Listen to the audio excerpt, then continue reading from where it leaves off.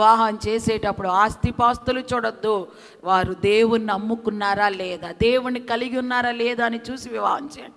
రెండవది, వాళ్ళకి అసలు వయసు వచ్చిందా, జ్ఞానం వచ్చిందా, భార్య స్థానంలో ఉండి కుటుంబాన్ని చక్కబెట్టుకునేటువంటి ఒక స్థితి, ఒక అవగాహన వాళ్ళకు వచ్చిందా లేదా అని చూసి అప్పుడు వివాహములు చెయ్యాలి. దేవునికి మహిమ కలుగునుగాక. బహుశా నేను అనుకున్నాను అబీగయలుకి అటువంటి అవకాశం ఏమి వచ్చి ఉండకపోవచ్చు. తల్లిదండ్రులు ధనవంతుడిని చూశారు, పెళ్లి చేసేసారు. ఆ మూర్ఖునితో మరి ఎన్ని సంవత్సరాలు ఏగిందో. చాలా కఠినాత్ముడని ఇక్కడ మనం చదివాం కదా, పనికి మాలిన వాడని చెప్పాం కదా, అసలు ఎవరి మాట విన్నాడు, ఎవరిని మాట్లాడనివాడని మనం చదివాం కదా. దేవునికి మహిమ కలుగునుగాక. మోటువాడు అన్నమాట, మంచితనము తెలియదు. హల్లెలూయా. భార్యతో ఎలా మెలగాలో కూడా తెలియదు. అటువంటి మోటువాడితో కాపురం చేయవలసిన పరిస్థితి ఈ స్త్రీకి వచ్చింది. దేవునికి మహిమ కలుగునుగాక. ఆమేన్. హల్లెలూయా. అయితే పెళ్ళి అయిపోయింది. భార్య నాబాలుకి అబీగయల్ని పెళ్లి చేసేసారు. ఇప్పుడు భార్యగా అయిపోయింది కాబట్టి ఇక చేసేది ఏమీ లేదు. హల్లెలూయా, హల్లెలూయా. నాబాలును పెళ్లి చేసుకోవడానికి కారణం ఏదైనా కావచ్చు, కానీ ఇప్పుడు ఆమె నాబాలు భార్య అయిపోయింది కాబట్టి ఎన్ని కష్టాలు వచ్చినా, ఎన్ని బాధలు వచ్చినా, ఎన్ని సమస్యలు వచ్చినా ఆమె మాత్రం ఆ మూర్ఖుడైన ఆ నాబాలుకి ఒక మంచి భార్యగా ఉండడానికి నిశ్చయించుకుంది. దేవునికి స్తోత్రం. హల్లెలూయా, హల్లెలూయా. పెళ్ళి అయిపోయింది కదా, ఇంకా భర్త మూర్ఖుడని తెలిసిన తర్వాత ఇంకా ఆమె నిర్ణయించుకుంది ఏంటో తెలుసా, నా భర్త ద్వారా ఎన్ని కష్టాలు వచ్చినా, ఎన్ని శ్రమలు వచ్చినా, ఎన్ని బాధలు వచ్చినా నేను మాత్రం నా భర్తకి ఒక మంచి భార్యగా ఉంటానని నిర్ణయించుకుని తన జీవితాన్ని కొనసాగిస్తూ ఉంది. దేవునికి మహిమ కలుగునుగాక. ఆమేన్. హల్లెలూయా. వివాహం అనేది దేవుడు ఏర్పరిచినటువంటి ఒక బంధం. ఒక్కసారి వివాహం అయిన తర్వాత ఇక ఆ వివాహాన్ని తెగతెంపులు చేసుకునేటువంటి వీలు లేదు. దేవునికి మహిమ కలుగునుగాక. ఆమేన్. చీటికి మాటికి విడాకులంట బయలుదేరకూడదు. హల్లెలూయా, హల్లెలూయా.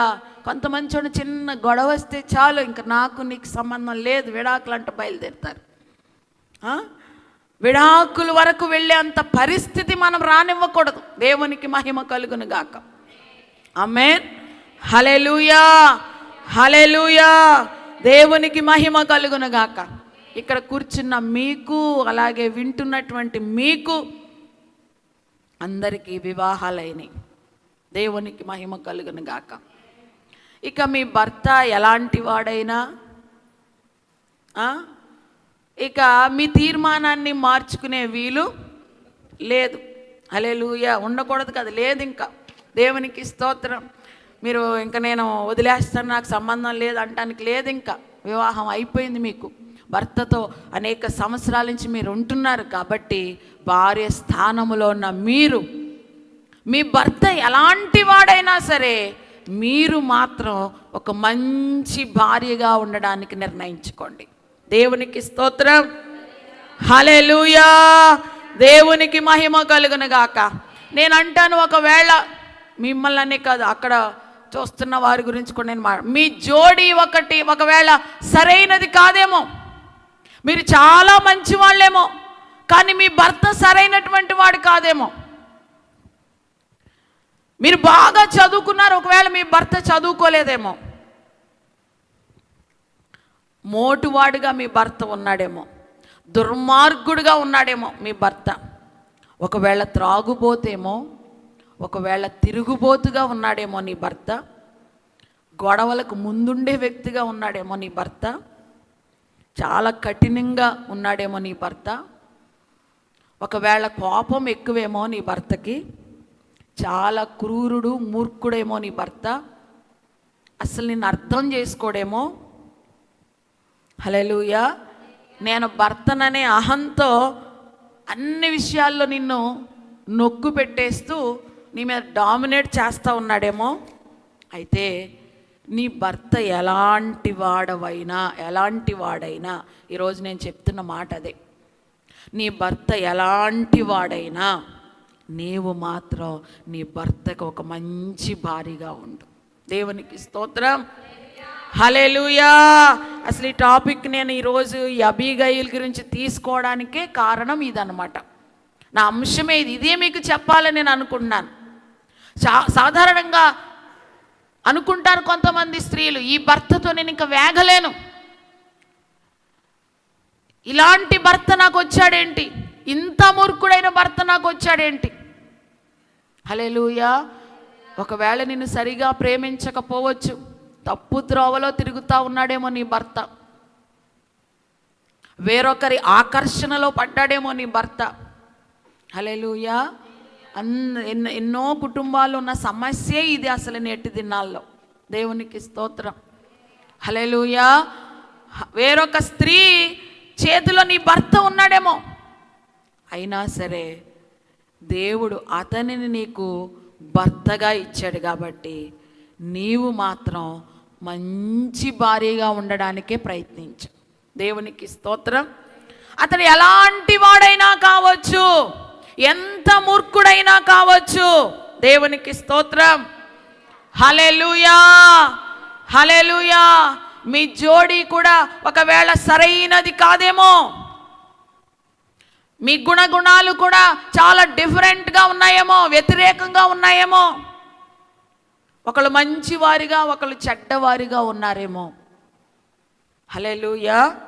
దేవునికి మహిమ కలుగునగాక. ఆమేన్. ఎలాంటి వాడైనా సరే నువ్వు మాత్రం మంచి భార్యగా సుబుద్ధితో కాపురము చెయ్యాలని నేను మీకు మనవి చేస్తూ ఉన్నాను. దేవునికి స్తోత్రం. కొంతమంది ఇంటిలో ఉన్న గుట్టంతా తీసుకెళ్ళి బయట పెడతా ఉంటారు. ఏం చేస్తారు చెప్పండి? స్త్రీలు, భార్యలు ఏం చేస్తారు చెప్పండి? ఇంటిలో ఉన్న గుట్టంతా తీసుకెళ్ళి బయట పెడతారు. నా భర్త ఇలాగా, నా భర్త అలాగా, నా భర్త ఇలాంటివాడు, నా భర్త అలాంటివాడు అని భర్త గురించి చెడ్డగా చెప్తా ఉంటారు కొంతమంది భార్యలు. హల్లెలూయా. నిజమే, నీ భర్త అలాంటివాడే. హల్లెలూయా. కానీ ఆ విషయం మాత్రం బయట చెప్పకూడదు. హల్లెలూయా. దేవునికి మహిమ కలుగునుగాక. అలా చెప్పడం వల్ల ఏంటి అనంటే సమాజంలో మొట్టమొదటిగా నీ భర్తకి గౌరవం పోతుంది. అర్థమైందా? నీ భర్తకి గౌరవం పోతుంది. భర్తకు గౌరవం పోయిందంటే నీకు గౌరవం ఉంటుందా? హల్లెలూయా. నిన్ను ఎవరు గౌరవించరు. వీళ్ళ ఆయన ఎలాంటి వాడంట అని మనం రాగానే మన గురించి మాట్లాడుకుంటారు, మనల్ని గౌరవించరు, చిన్న చూపు చూస్తారు. దేవునికి స్తోత్రం. హల్లెలూయా. అందుకనే భర్తకు సంబంధించినటువంటి ఏ సీక్రెట్ మీకు తెలిసినా దేవునికి స్తోత్రం. హల్లెలూయా. అది సీక్రెట్గానే ఉండాలి. దేవునికి స్తోత్రం. దాన్ని బయటికి చెప్పకూడదు. చెప్పి మీ కుటుంబాన్ని అవమాన పాలు చేసుకోవద్దు. దేవునికి స్తోత్రం. హల్లెలూయా. మీ కుటుంబాన్ని హేళన చేసుకోవద్దు. అందుకనే మరి సామెతల గ్రంథం 14వ అధ్యాయంలో ఒక మాట ఉంటుంది కదా, మొదట వచ్చిన ఏంటి చెప్పండి? నేర్చుకున్నారు కాబట్టి అడిగాను. సామెతల గ్రంథం 14వ అధ్యాయము మొదటి వచనం ఏంటది? జ్ఞానవంతురాలు తన ఇల్లు కట్టుకొనును, మూఢురాలు తన చేతులతో తన ఇల్లు ఓడబెరుక్కుంటుందంట. అంతే, అదే తన కుటుంబాన్ని తానే నాశనం చేసుకుంటుంది, తన గౌరవాన్ని తానే తీసేసుకుంటుంది. ఇంట్లో ఉన్న గుట్టంతా బయట పెట్టేస్తారు. దేవునికి స్తోత్రం. హల్లెలూయా. ఇక బయట పెట్టేస్తే నీ ఇల్లు ఇక ఊడిపోయినట్టే. నీ ఇల్లును నీవే ఓడబెరుక్కున్నట్లు, నీ కుటుంబాన్ని నీవే పాడు చేసుకున్నట్లు. అందుకనే స్త్రీలు సుబుద్ధి అన్నాను, మంచి బుద్ధి కలిగి ఉండాలి. సుబుద్ధి గలదానవై ప్రవర్తించు, జ్ఞానము కలిగి ప్రవర్తించు. దేవునికి స్తోత్రం. హల్లెలూయా. నీ భర్త అవమానం పడినప్పుడు నీ భర్త విషయం అందరికీ తెలిసిందనుకో, హల్లెలూయా, హల్లెలూయా. నీకు గౌరవం ఉండదు, నీ పిల్లల విషయంలో కూడా చిన్న చూపు ఉంటుంది, జాగ్రత్త. హల్లెలూయా. పిల్లల్ని కూడా చాలా చిన్న చూపు చూస్తారు సమాజం. అసలు నీ కుటుంబాన్ని ఇంకెవరూ లెక్క చేయరు. హల్లెలూయా. అందుకనే నేను చెప్తా ఉన్నాను ఈరోజు, ఈ అబీగయిలు మరి తన భర్త ఎంత మూర్ఖుడైనప్పటికీ కూడా మంచి బుద్ధితో కాపురము చేసిన ఒక మంచి స్త్రీగా బైబిల్ గ్రంథంలో మనకు కనిపిస్తూ ఉంది. ఆమేన్. హల్లెలూయా, హల్లెలూయా. గనుక మీ భర్తలు ఎలాంటి వారైనా సరే ప్రేమించండి, మీరు లోబడండి, గౌరవించండి. మీ భర్త గుట్టు, కుటుంబము యొక్క గుట్టు బయట పెట్టకుండా మీ కుటుంబాన్ని జ్ఞానముతో మీరే కాపాడుకోండి. జ్ఞానముతో మీ కుటుంబాన్ని మీరే కట్టుకోనండి. సుబుద్ధితో మీరు ప్రవర్తించి మీ కుటుంబాన్ని మీరు భద్రపరుచుకోండి. దేవునికి స్తోత్రం. హల్లెలూయా. దేవునికి మహిమ కలుగును గాక. అర్థమైందా ఈ విషయము? దేవునికి స్తోత్రం. మాట్లాడితే బయటికి వెళ్ళి మా ఆయన ఇలాగా అంట మొదలెట్టొద్దు. దేవునికి స్తోత్రం. ఎలాంటి వాడైనా నీకు భర్తే. ఇంకా దేవునికి స్తోత్రం. హల్లెలూయా. ఇంకా నువ్వు మార్చుకోవడానికి వీలే. దేవుడు ఇచ్చాడు నీకు తన భర్తగా. ఆ భర్తతో సుబుద్ధి గల దానవై ప్రవర్తించి కాపురం చేయి. దేవునికి స్తోత్రం. అయితే కొన్నిసార్లు భర్తలు చేసే పొరపాట్లు వలన కొన్ని సందర్భాల్లో పిల్లలు కూడా పెద్దవాళ్ళు అయిపోయారు అనుకోండి, పిల్లలు కూడా జీవించేటువంటి చెడు ప్రవర్తన వలన కొన్నిసార్లు దేవుని కోపాగ్ని మన కుటుంబాల మీదకి వస్తుంది, దేవుని ఉగ్రత మన కుటుంబాల మీదకి వస్తుంది, కొన్ని శోధనలు మన కుటుంబాల మీదకి వస్తాయి. అయితే అప్పుడు కూడా నీవు జ్ఞానముతో వాటిని ఎదుర్కోవాలి. దేవునికి స్తోత్రం. ఈ స్త్రీ జీవితంలో ఎటువంటి పరిస్థితి వచ్చింది? ఏం చేశాడు తన భర్త? అన్ని విషయాలు ఇక్కడ రాయలేదు, కానీ చాలా చిన్న చిన్న మాటలతో చాలా పెద్ద విషయమే రాసేశారు నాబాలు గురించి. మూర్ఖుడు, మోటువాడు, దుర్మార్గుడు, పనికి మాలినవాడు అన్నీ రాసేశారు. ఆ చిన్న చిన్న మాటల్లో మొత్తం ఆయన క్యారెక్టర్ అంతా రాసేశారు. అసలు ఇక్కడున్న సందర్భంలో నాబాల్ అసలు ఏం చేశాడు అని మనం ఆలోచన చేస్తే, దావీదు గారంట దావీదును సౌలు తరుముతా ఉన్నప్పుడు అరణ్యంలో పారిపోతూ ఉండేవాడు. అలా పారిపోతూ ఎక్కడెక్కడికో వెళ్ళిపోతూ ఉన్న సందర్భంలో ఆయన వెనకాల ఒక 600 మంది నమ్మకమైనటువంటి దాసులు ఉన్నారు. దావీదు వెంట ఎంతమంది ఉన్నారు? 600 మంది నమ్మకమైన దాసులు ఉన్నారు. వాళ్ళు వెంట వెళుతూ మరి దావీదుని కాపాడుతూ, ఎవరైనా మిమ్మల్ని ముట్టాలంటే మమ్మల్ని ముట్టాలి, మా ప్రాణాలు మీకు అడ్డుగా వేస్తామని చెప్పి ఆ 600 మంది దావీదును కాపాడుకుంటూ మరి ఆ అరణ్యంలో తల దాచుకుంటున్న సందర్భంలో ఒకానొక సమయంలో మరి కర్మేలులో ఈ యొక్క నాబాలుకి చాలా గొర్రెలు ఉన్నాయని చదివాం కదా. 3000 గొర్రెలు ఉన్నాయంట. ఆ గొర్రెలను మేకలని మరి మేపటానికి ఆ గొర్రెల కాపరులు వెళ్ళినప్పుడంట, దావీదు కూడా అరణ్యంలో ఉన్నాడు కదా, వాళ్ళున్న ప్రాంతంలో ఈ నాబాలు యొక్క దాసులు పనివారు ఆ గొర్రెలను మేపుతా ఉన్నప్పుడు దావీదు వాళ్ళ యొక్క దాసులు ఏం చేశారంట, నాబాలు యొక్క గొర్రెల కాపరులకు కాపుదలగా ఉన్నారంట. దేవునికి స్తోత్రం. వారి గొర్రెలను ఎవ్వరూ తాకకుండా, గొర్రెలను ఎవ్వరూ ఎత్తుకుపోకుండా, ఆ గొర్రెల కాపర్లకి ఏ హాని కలగకోకుండా దావీదు అతని దాసులు వీళ్ళకి కావలి కాశారంట. దేవునికి స్తోత్రం. వాళ్ళు కావలి కాయడం వలన వీళ్ళ క్షేమముగా ఉండి తిరిగి వచ్చేశారు నాబాలు దగ్గరికి. అయితే నాబాలంట గొర్రెలు బొచ్చరించు సమయం వచ్చిందంట. గొర్రెలకు బొచ్చు కత్తిరిస్తున్నాడని దావీదు తెలుసుకున్నాడంట. ఆ రోజుల్లో గొర్రెలకు బొచ్చు కత్తిరించినప్పుడు పెద్ద విందు చేసేవారు. ఏం చేసేవారు? విందు చేసేవారు. కాబట్టి ఎలాగో గొర్రెల బొచ్చు కత్తిరిస్తున్నాడు, విందు చేస్తున్నాడు కాబట్టి దాసులారా మీరు వెళ్ళి నాబాలు దగ్గరికి వెళ్ళి మన కొరకు కొంచెం ఆహారం అడిగి తీసుకుని రండి అని దావీదు పంపిస్తే, దావీదు దాసులు వచ్చి నాబాలుని అడుగుతా ఉన్నారు. హల్లెలూయా. ఆ మాటలు మనం చదువుదాము, వాక్యంలో నుంచి మనం చదువుకుని ముందుకెళ్దాం. చూడండి 6వ వచనం చదవండి.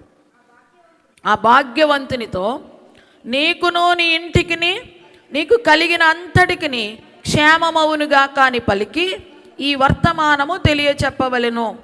నీ వద్ద గొర్రెల బొచ్చు కత్తిరించు వారున్నారన్న సంగతి నాకు వినబడెను. నీ గొర్రెల కాపరులు మా దగ్గర నుండగా మేము వారికి ఏ కీడును చేసి ఉండలేదు. వారు కర్మేలులో నున్నంతకాలము వారు ఏదీ పోగొట్టుకొనలేదు. నీ పనివారిని నీవు అడిగిన ఎడల వారు అలాగూ చెప్పుదురు. కాబట్టి నా పనివారికి దయచూపుము. శుభదినమున మేము వచ్చితిమి కదా, నీకిష్టము వచ్చినట్లు నీ దాసులకును నీ కుమారుడైన దావీదునకు ఇమ్ము. దావీదు పనివారు వచ్చి అతని పేరు చెప్పి ఆ మాటలన్నీ నాబాలుకు తెలియజేసి కూర్చుండగా, నాబాలు దావీదు ఎవడు, యెష్షయి కుమారుడెవడు, తమ యజమానులను విడిచి పారిపోయిన దాసులు ఇప్పుడు అనేకులు ఉన్నారు. నేను సంపాదించుకొని అన్నపానములను నా గొర్రెల బొచ్చు కత్తిరించి వారి కొరకు నేను వధించిన పశుమాంసమును తీసి నేను బొత్తిగా ఎరగని వారికి ఇత్తునా అని దావీదు దాసులతో చెప్పారంట. దావీదు దాసులను పంపించి నాబాలును అడగమన్నారంట. చెప్పండి విషయమంతా. మీ గొర్రెల కాపర్లు మా దగ్గర ఉన్నప్పుడు మేము వారికి ఏ హాని చేయలేదు, ఎంతో క్షేమముగా మా దగ్గర ఉన్నారు. ఇప్పుడు నువ్వు గొర్రెల బొచ్చు కత్తిరిస్తున్నావని మాకు తెలిసింది కాబట్టి మా దాసులు ఎడ కనికిరం చూపి ఏదైనా మాకు ఇవ్వండి, ఫలానాది ఇవ్వండి అని ఏమి డిమాండ్ చేయాలి, ఏదైనా మాకు ఇవ్వండి అని చాలా రిక్వెస్ట్గా అడిగారు. దేవునికి స్తోత్రం. అయితే వెంటనే నాబాలు అంటున్నాడంట, దావీదు ఎవడు, యెష్షయి కుమారుడు ఎవడు? కఠినుడు కదా, మూర్ఖుడు కదా, చేసిన మేలు మర్చిపోయి ఉపకారానికి అపకారం చేసే బుద్ధి కదా. దావీదు అతని దాసులు గొర్రెల కాపర్లను కాపాడారు అన్న విషయం తెలిసి కూడా అసలు వాళ్ళకు నేనెందుకు పెట్టాలి? నేను ఈ విందంతా కూడా నా గొర్రెల బొచ్చు కత్తిరించి వారి కొరకు నేను సిద్ధపరిచాను, మీకోసం కాదు. తెలియని వారికి ఎలా ఇస్తాను? నేను ఇవ్వను, వెళ్ళండి అని కఠినంగా మాట్లాడాడంట. ఆ దాసులు పరుగు పరుగున దావీదు దగ్గరకు వచ్చి విషయమంతా చెప్పారు. నాబాలు ఇలా అంటున్నాడయ్యా, దావీదు ఎవడు, యెష్షయి కుమారుడు ఎవడు అని కఠినంగా మాట్లాడుతున్నాడయ్యా అని దావీదుకు చెప్పగానే దావీదుకి చాలా కోపం వచ్చేసింది. దేవునికి స్తోత్రం. వెంటనే తన దాసులతో అంటున్నాడు, మీరు కత్తులు ధరించండి, ఖడ్గములు ధరించండి, మనం యుద్ధానికి వెళదాం అని చెప్పి ఎంతమంది ఉన్నారు? దావీదు దగ్గర ఎంతమంది ఉన్నారని చెప్పాను? 600 మంది ఉంటే 400 మందిని తీసుకుని 200 మందినేమో సామాన్ల దగ్గర కావలి పెట్టారు. దావీదు ఎప్పుడు కూడా ఆ పనే చేసేవారు. యుద్ధానికి వెళ్ళినప్పుడల్లా 400 మందినే తీసుకెళ్లేవారు, 200 మందిని సామాన్ల దగ్గర కాపలా పెట్టేవారు. అయితే యుద్ధంలోనికి వెళ్ళినప్పుడు ఏదైనా వాళ్ళు సంపాదించుకున్నారనుకోండి, యుద్ధంలోనికి వెళ్ళిన వారికి ఎంత భాగం వచ్చేదో కావలి ఉన్న వారికి కూడా అంతే భాగం ఇవ్వాలి. అది రూల్. దేవునికి స్తోత్రం. అలాగా సరే, దావీదు 400 మందిని వెంట పెట్టుకుని బయలుదేరాడు. ఇంత కఠినంగా మాట్లాడతాడా, ఇంత మూర్ఖంగా మాట్లాడతాడా? బయలుదేరని, కత్తులు ధరించండి, ఈ రోజున నాబాలు ఇంటిలో ఒక్క మగవాడు కూడా మిగలడానికి వీల్లేదు అని కోపముతో బయలుదేరి వచ్చేస్తున్నాడంట. దేవునికి స్తోత్రం. హల్లెలూయా. ఈ విషయము నాబాలు దగ్గర ఉన్న ఒక పనివానికి తెలిసిందంట. ఆ పనివాడికి తెలిసి దావీదు తన సేవకులను తీసుకుని బయలుదేరి వస్తున్నాడని తెలుసుకుని పరుగు పరుగున ఎక్కడికి వచ్చాడు? యజమాని దగ్గరికి వెళ్ళలేదు. చూడండి ఇక్కడ, దేవునికి స్తోత్రం. నాబాలు దగ్గరికి వెళ్ళలేదు. ఎందుకంటే చెప్పిన ఎవడి మాట వెండ మూర్ఖుడు, వీడికి చెప్పిన వేస్ట్ అని అనుకుని ఎక్కడికి వెళ్ళాడు చెప్పండి? అబీగైలు దగ్గర. ఈమె దగ్గరికి వెళితే మనకి పరిష్కారం దొరుకుతుంది. ఈమె ఒక్క ఆవిడే ఈ సమస్య నుంచి మనల్ని తప్పించగలదు అని చెప్పి పరుగు పరుగున పనివాడు అబీగైలు దగ్గరికి వెళ్ళి విషయమంతా చెప్పాడు. దేవునికి మహిమ కలుగును గాక. ఆమేన్. హల్లెలూయా. నాబాలు చేసిన పని ఇదనమాట. దావీదు ఎవరు? మహారాజు. దూషిస్తున్నాడు, హేళన చేస్తున్నాడు, రాజుని అవమానంగా మాట్లాడాడు. హల్లెలూయా. అలా మాట్లాడడం వల్ల, రాజుని దూషించడం వల్ల, రాజుని అవమానం చేయడం వలన ఇప్పుడు అతని కుటుంబం మీదకి మరణము రాబోతా ఉంది. దేవునికి స్తోత్రం. హల్లెలూయా. మీ భర్తలు చేసేటువంటి కొన్ని మూర్ఖమైనటువంటి పనులు, రాజు ఎవరు? ఇక్కడ దావీదు దేవునికి సాదృశ్యంగా కనబడతా ఉన్నాడు. కొన్నిసార్లు మీ భర్తలు దేవునికి కోపం పుట్టించే పనులు చేయొచ్చు. దేవుని ఉగ్రతను మీ మీదకి, మీ కుటుంబం మీదకి తీసుకొచ్చేటువంటి పనులు మీ భర్తలు చేయవచ్చు. హల్లెలూయా, హల్లెలూయా. వాళ్ళ ప్రవర్తనను బట్టి కొన్నిసార్లు దేవుని కోపం మన ఇంటి మీదకి వస్తుంది.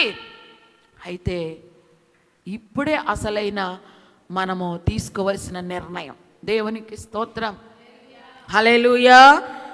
ఎప్పుడైతే అబీగయలుకి ఈ విషయం చెప్పారో, ఆ పనివాడు వచ్చి అసలు ఏమంటున్నాడు ఒకసారి చదువుదామా. పనివాడు ఒకడు నాబాలు భార్య అయిన అబీగయలుతో ఇట్లనను, అమ్మా, దావీదు అరణ్యములో నుండి మన యజమానుని కుశల ప్రశ్నలు అడుగుటకై దూతలను పంపించగా అతడు వారితో కఠినంగా మాట్లాడెను. అయితే ఆ మనుష్యులు మాకెంతో ఉపకారం చేసి ఉన్నారు. మేము పొలములో వారి మధ్య సంచరించుచున్నంతసేపు అపాయము కానీ నష్టము కానీ మాకు సంభవింపనే లేదు. మేము గొర్రెలను కాయిచున్నంతసేపు వారు రాత్రింబగళ్ళు మా చుట్టూ ప్రాకారంగా ఉండిరి. దావీదు అతని సైన్యం గురించి అబీగయలుతో చెప్తున్నారనమాట.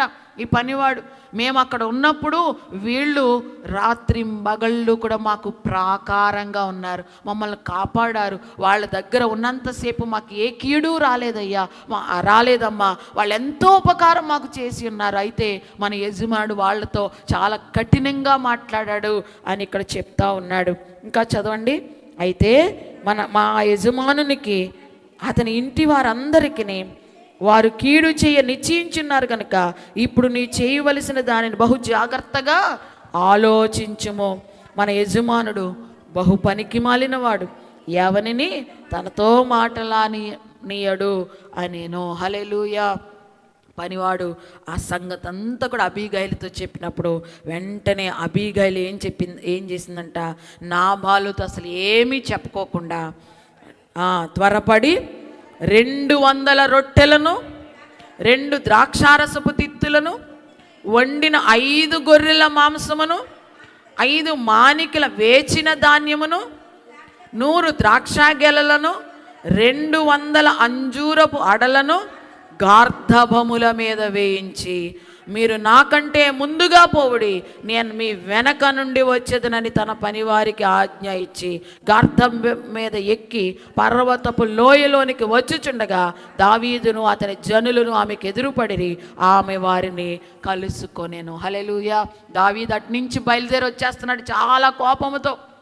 ఈ అబీగయలు ఏం చేసిందంట, వెంటనే గబగబ ఆహారాన్ని సిద్ధపరిచింది. ఇక్కడ ఏమేమి సిద్ధపరిచిందో చదివాం కదా. అవన్నీ కూడా సిద్ధపరిచేసి గాడిద మీద ఎక్కించేసి సేవకులతో చెప్తుంది, మీరు ముందు నడవండి, నేను వెనకాలే బయలుదేరి వస్తున్నాను అని చెప్పి ఆహారం ఆ గాడిదల మీద వేసి ముందు పంపించి ఈమె కూడా ఒక గాడిదనెక్కి బయలుదేరింది. ఒక పర్వతపు లోయలోనికి వచ్చేసరికి దావీదు ఎదురు పడగానే ఆమె ఏం చేసిందో తెలుసా, ఆ గార్ధపం మీద నుంచి కిందికి దిగి సాష్టాంగ నమస్కారం చేసిందంట. దేవునికి స్తోత్రం. హల్లెలూయా. ఒక విధంగా చెప్పాలంటే కాళ్ళ మీద పడిపోయింది. హల్లెలూయా. గాడిద నుంచి దిగి సాష్టాంగ పడిపోయింది దావీదు కాళ్ళకి. పడిపోయి ఏమంటుంది, మనకు 23వ వచనం చదవండి. అబీగయలు దావీదును కనుగొని గార్ధబొమ్మ మీద నుండి త్వరగా దిగి దావీదునకు సాష్టాంగ నమస్కారం చేసి అతని పాదములను పట్టుకుని ఇట్లా, నేను నా ఏలినవాడా, ఈ దోషము నాదని ఎంచుమో. దేవునికి స్తోత్రం. హల్లెలూయా. అసలు ఈ మాట చూడండి ఏమంటుందో. హల్లెలూయా. నా ఏలినవాడా, ఈ దోషం నాదని ఎంచు. భర్త చేసిన తప్పుని తన మీద వేసుకుంటుంది. దేవునికి స్తోత్రం. ఇంకో మాట ఉంటుంది 28వ వచనంలో, నీ దాసురాలనైనా నా తప్పు క్షమించు. నా తప్పు. హల్లెలూయా. ఆమె తప్పు చేసిందా? ఎవరు తప్పు చేశారు? భర్త చేశాడు, దేవునికి స్తోత్రం. భర్త దోషం చేశాడు, కానీ ఆమె దావీదు కాళ్ళ మీద పడిపోయి, నా ఏలినవాడా, యజమానుడా, నేను నీ దోసరాల్ని, నన్ను జ్ఞాపకం చేసుకో, ఈ దోషము నాదని ఎంచు, నేను చేశాను అనుకో ఈ తప్పు, నా తప్పును క్షమించు అని అంటా ఉంది. దేవునికి స్తోత్రం. హల్లెలూయా. స్త్రీలుగా మనకు ఉండవలసిన ఈ మంచి బుద్ధి ఉండాలి. దేవునికి స్తోత్రం. హల్లెలూయా. భర్త చేసిన దోషములను మీరు చేసినట్లుగా ప్రభు పాదాల మీద పడి క్షమించమని అడగాలి. హల్లెలూయా. అతను చేసి నేను అడగడం ఏంటి క్షమించమని అనకూడదు. దేవునికి స్తోత్రం. నువ్వు అడగకపోతే ఆ దోషం మొత్తం ఇంటి మీదకే వస్తుంది.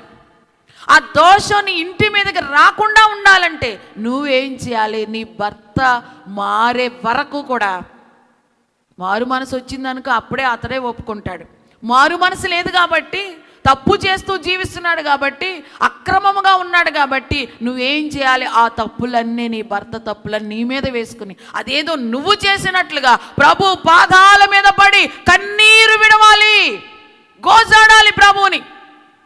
ప్రభువా క్షమించిన ఆయన, ఇది నా తప్పు, నన్ను క్షమించిన ఆయన అని ప్రభు పాదాల మీద పడిపోవాలి. ఈ మంచి బుద్ధి మనకు కావాలి.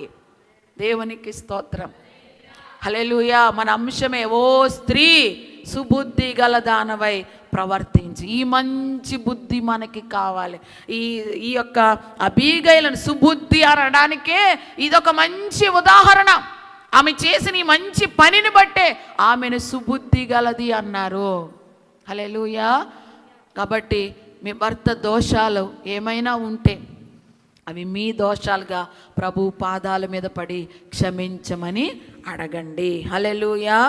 సరే, మీ పాదాల మీద పడిపోయి అడుగుతా ఉంది, నా తప్పు ప్రభు, నా తప్పు అయ్యా, ఏలినవాడా, నీ దోసరాలైనా నన్ను కటాక్షించు అని ఆయన పాదాల మీద పడిపోయినప్పుడు అప్పుడు దావీదు గారు అంటారు 33వ వచనంలో చూడండి, నేను పగ తీర్చుకొనకుండాను ఈ దినమున ప్రాణం తీయకుండాను నన్ను ఆపినందుకై నీవు ఆశీర్వాదమునందుదువుగాక. నీవు చూపిన బుద్ధి విషయమై నీకు ఆశీర్వాదము కలుగునుగాక. దావీదు అంటా ఉన్నారు, నీవు చూపిన బుద్ధి విషయమై, హల్లెలూయా, ఈ మంచి బుద్ధి విషయమై నీకు ఆశీర్వాదం కలుగునుగాక. నీ భర్త చేసిన తప్పంతా నీ మీద వేసుకుని నన్ను క్షమించమని అడుగుతున్నావు కదా, ఈ బుద్ధి విషయమై నీవు ఆశీర్వాదము నొందుదువుగాక అని ఆ స్త్రీతో పలుకుతూ దావీదు గారు ఇంకొక మాట అంటారు, నేను ఈ రోజున ఎంతో కోపముతో చంపేయాలని వస్తున్నానైతే నేను ఆ మరణాన్ని లేక ఆ హత్య చేయకోకుండా దేవుడే నిన్ను నా దగ్గరికి పంపించాడని కూడా మరి దావీదు గారు ఆ స్త్రీని మెచ్చుకుంటారు. దేవునికి స్తోత్రం. హల్లెలూయా. ఇదిగో, నీవు త్వరపడి నన్ను ఎదుర్కొనకపోయిన ఎడల నీకు హాని చేయకుండా నన్ను ఆటంకపరిచిన ఇశ్రాయేలు దేవుడైన యెహోవా జీవము తోడు తెల్లవారులోగా నాబాలునకు మగవాడొకడును విడువబడు అన్న మాట నిత్యం అని చెప్పి అంటున్నా. నువ్వు గనక నాకు ఎదురవ్వకపోతే, నువ్వు గనక నాకు ఎదురొచ్చి ఈ విధంగా క్షమించమని అడగకపోతే రేపు తెల్లవారిలోగా నాబాలుకి ఒక్క మగవాడు కూడా ఉండగడు. నేను అంత కోపంతో నన్ను, కానీ ఈరోజు నువ్వు నాకు ఎదురుపడి నా కోపాన్ని అంతా చల్లార్చేసావు, మరణాన్ని విధించుకోకుండా నన్ను అడ్డగించావు. నువ్వు చూపిన మంచి బుద్ధి విషయమై నీకు ఆశీర్వాదం కలుగునుగాక అని చెప్పి తన యొద్దకు ఆమె తెచ్చిన వాటిని ఆమె చేత తీసుకుని, ఆహార పదార్థాలన్నీ తీసుకొచ్చింది కదా, అవన్నీ కూడా తీసుకుని నీ మాటలు నేను ఆలకించి నీ మనవి అంగీకరించి తిని సమాధానముగా నీ ఇంటికి పొమ్మని ఆమెతో చెప్పాను. దేవునికి స్తోత్రం. హల్లెలూయా.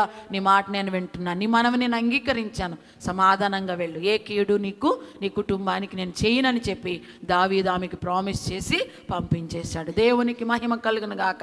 నిశ్చయముగా నీవు కూడా అబీగైలు వలె నీ భర్త కొరకు అలాగా దోషముల కొరకు ప్రార్థిస్తే ప్రభు నువ్వు చూపి ఆ మంచి బుద్ధి విషయమై ఆయన సంతోషించి నీ ప్రార్థన, నీ మనవి అంగీకరించి నీ కుటుంబం మీదకి ఏ కీడు రాకోకుండా ఆయన దాన్ని తప్పిస్తాడు.